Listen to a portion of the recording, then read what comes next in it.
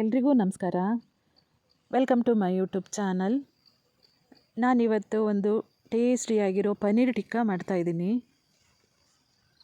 ಇದಕ್ಕೆ ಮೊದಲಿಗೆ 200 grams ಪನ್ನೀರನ್ನ cut ಮಾಡಿ 10 ಪೀಸ್ ಮಾಡ್ಕೊಂಡಿದ್ದೀನಿ. ಮೊದಲು ಈ ಪನ್ನೀರನ್ನ ಮ್ಯಾರಿನೇಟ್ ಮಾಡ್ಕೋಬೇಕು.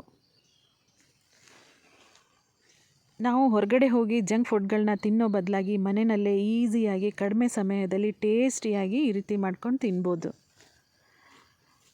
ನಾನು ಈ ಪನ್ನೀರ್ಗೆ ಮ್ಯಾರಿನೇಟ್ ಮಾಡ್ಕೊಳ್ಳೋದಕ್ಕೆ ಮೊದಲು ಒಂದು ಬೌಲಿಗೆ 3ರಿಂದ 4 ಚಮಚ ಕಾರ್ನ್ಫ್ಲೋರ್ ಹಾಕ್ಕೊಂಡಿದ್ದೀನಿ. 1 ಚಮಚ ಮೈದಾ ಹಿಟ್ಟು ಹಾಕ್ಕೊಂಡಿದ್ದೀನಿ. 1/4 ಚಮಚ ಜೀರಿಗೆ ಪುಡಿ, ಅರ್ಧ ಚಮಚ ಕೊತ್ತಂಬರಿ ಪುಡಿ, 1ರಿಂದ 1.5 ಚಮಚ ಖಾರದ ಪುಡಿ, ರುಚಿಗೆ ಎಷ್ಟು ಬೇಕೋ ಅಷ್ಟು ಉಪ್ಪು ಹಾಕ್ಕೊಂಡು 1 ಚಮಚ ಗರಂ ಮಸಾಲೆ ಪೌಡರ್ ಹಾಕ್ಕೊಂಡು ಸ್ವಲ್ಪ ನೀರು ಸೇರಿಸ್ಕೊಂಡು ಮಸಾಲೆನ ರೆಡಿ ಮಾಡ್ಕೋಬೇಕು.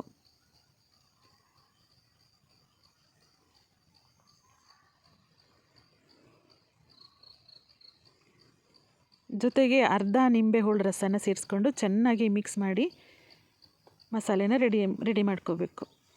ಈ ರೆಡಿ ಮಾಡ್ಕೊಂಡಿರೋ ಮಸಾಲೆಗೆ ಮೊದಲೇ ನಾವು ಕಟ್ ಮಾಡ್ಕೊಂಡಿರೋ ಪನ್ನೀರನ್ನ ಸೇರಿಸ್ಕೊಂಡು ಅರ್ಧ ಗಂಟೆ ಮ್ಯಾರಿನೇಟ್ ಮಾಡಬೇಕು.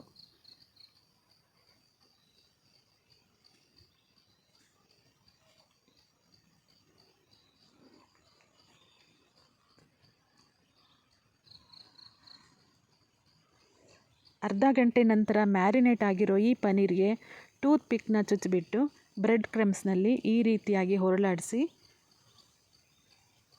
ಪನ್ನೀರ್ ಎಲ್ಲದನ್ನೂ ರೆಡಿ ಮಾಡ್ಕೋಬೇಕು.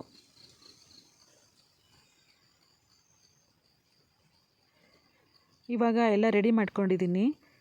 ಕಾದ ಎಣ್ಣೆಯಲ್ಲಿ ಈ ರೀತಿಯಾಗಿ ಡೀಪ್ ಫ್ರೈ ಮಾಡಿದರೆ ಟೇಸ್ಟಿಯಾಗಿರೋ ಪನ್ನೀರ್ ಟಿಕ್ಕಾ ರೆಡಿಯಾಗುತ್ತೆ.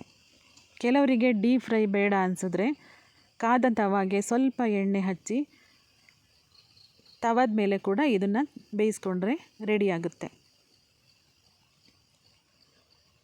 ಇದು ತಿನ್ನೋದಕ್ಕೆ ಬಹಳ ಟೇಸ್ಟಿಯಾಗಿರುತ್ತೆ. ನೀವು ಮಾಡ್ಕೊಳ್ಳಿ, ತಿನ್ನಿ, ಹ್ಯಾಪಿಯಾಗಿರಿ. ಹಾಗೆ ನನ್ನ ಈ ವಿಡಿಯೋನ ಲೈಕ್ ಮಾಡಿ, ಶೇರ್ ಮಾಡಿ, ಸಬ್ಸ್ಕ್ರೈಬ್ ಮಾಡಿ. Thank you.